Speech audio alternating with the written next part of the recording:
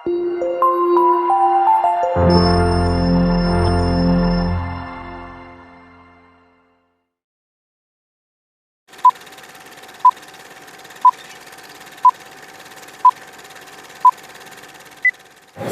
warahmatullahi wabarakatuh.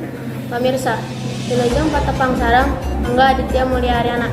Dina acara Warta Bogor, warta anu baris kapidangkeun nyaeta korban longsor di Desa Tenjolaya diajar di tenda.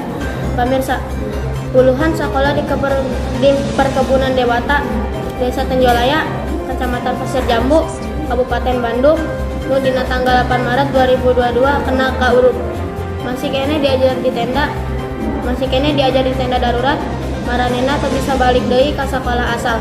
Kusabab sieun longsor deui. Pupuhu koordinasi bersama mitigasi, informasi jeung bantuan Pasir Jambu